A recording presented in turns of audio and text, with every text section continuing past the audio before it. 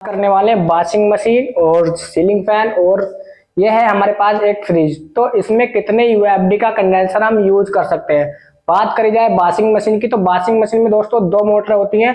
एक तो होती है हमारी कपड़े धोने वाली और एक होती है हमारी कपड़े सुखाने वाली। ठीक है, तो इसका सबसे पहले हम बात करते हैं कपड़े धोने वाली मोटर में कितने यूएफडी का कंडेंसर लगाया जाता है। देखिए, बात की जाए कपड़े धोने वाली मोटर की, तो कपड़े धोने वाली आप 8 यूएफडी से लेकर कम से कम 11 एमएफडी तक का आप यानी कि 11 यूएफडी तक का आप कंडेंसर यूज कर सकते हैं। इससे हमारी मोटर पे बिल्कुल भी डिफेक्ट नहीं पड़ेगा। लोड वगैरह मोटर अच्छी तरीके से लेगी और बढ़िया तरीके से हमारी मोटर वॉशिंग मशीन की कपड़े धोने वाली चलने वाली है। ठीक है, वहीं पर बात की जाए कपड़े सुखाने वाली, जो सी हमारा ड्रायर होता है, उस मोटर की बात की जाए तो वहां पर आप लोग 4 एमएफडी से लेकर 6 एमएफडी तक हम कंडेंसर यूज कर सकते हैं। तो वहां पर भी हमारी मोटर बहुत ही अच्छी तरीके से वर्क करने वाली है। तो दोस्तों बात की जाए हमारे सीलिंग फैन की, ये हमारा सीलिंग फैन होता है। तो सीलिंग फैन देखिए 2 प्रकार के काम करता है।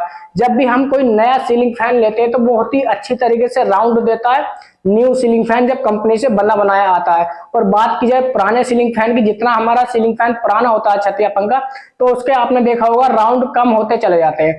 कम क्यों होते हैं? क्योंकि हमारे सीलिंग फैन के अंदर एक रूटर होता है, एक मोटर होती है।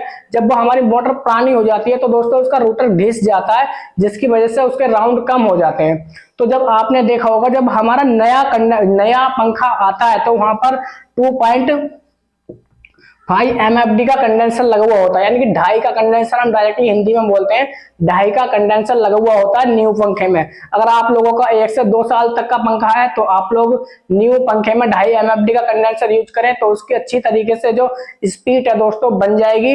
अगर मान लीजिए आपका 4 से 5 साल पुराना पंखा है तो वहीं पर आप लोग इसको हटाकर, यानी इस वाले कंडेंसर को हटाकर 3.15 यानी कि 3.15 का कंडेंसर हम यूज कर सकते हैं। यानी कि बोलते हैं 3.25 का कंडेंसर वहां पर आप लोगों को यूज करना होगा। ठीक है, तब आपका पंखा अच्छी तरीके से राउंड देगा और अच्छी तरीके से चलने वाला है। तो यहाँ पर बात करी जाए दोस्तों कंप्रेसर की, देखिए फ्रिज, आपने देखा होगा कभी कभी कोई से फ्रिज में तो कंडेंसर होता है, और जब भी हमारा कंपनी से नया फ्रिज आता है तो उसमें कंडेंसर क्यों लगा कर देती है कंपनी, यानी कि जिससे हमारा फ्रिज अच्छी तरीके से वर्क करे, फ्रिज में कोई भी प्रकार की प्रॉब्लम नहीं आए फ्रिज के कंप्रेसर में। इसीलिए हमारा फ्रिज के कंप्रेसर में कंडेंसर लगा कर देती है। तो वहां पर आप लोगों को कौन सा कंडेंसर यूज करना है। अगर आप लोगों के मान लीजिए, देखिए कंडेंसर का काम होता है, अगर आप लोगों के घर पर वोल्टेज अप डाउन हो रहे हैं तो कंडेंसर का काम होता है अपने अंदर इलेक्ट्रॉन जो होते हैं बिजली के, उनको इकट्ठा कर लेता है। जिस वक्त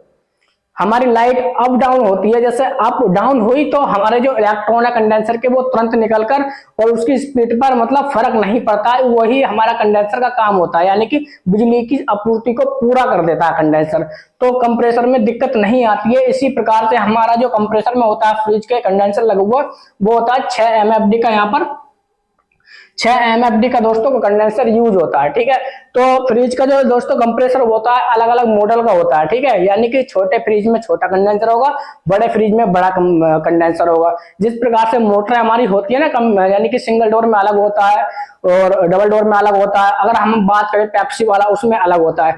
तो फ्रिज के जो कंडेंसर होते हैं दोस्तों वो अलग अलग एमएफडी से यूज होते हैं। बात करिए डबल डोर और सिंगल डोर की, तो उसमें आप लोग सिर्फ 6 एमएफडी का यानी 6 एमएफडी का ही कंडेंसर यूज कर सकते हैं।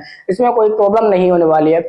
और बात की जाए हमारे डी फ्रिज की, देखिए डी फ्रिज में हमारे अलग अलग कंडेंसर होते हैं, जिसमें आप 10 का भी यूज कर सकते हैं और 12 का भी यूज कर सकते हैं, या फिर एक आता है हमारे 40-60 का, यानी 40-60 का नाम से आता है कंडेंसर, उसको भी यूज कर सकते हैं डी फ्रिज में। ठीक है, तो दोस्तों मैं मानता हूं आप लोगों को वीडियो बहुत ही अच्छी तरीके से समझ में आई होगी। बहुत ही अच्छी तरीके से मैंने आप लोगों को वीडियो को समझाया। तो दोस्तों आज के लिए बहुत बहुत धन्यवाद। मिलते हैं अगली वीडियो में और नेक्स्ट वीडियो में बहुत ही अच्छी वीडियो के साथ। धन्यवाद दोस्तों।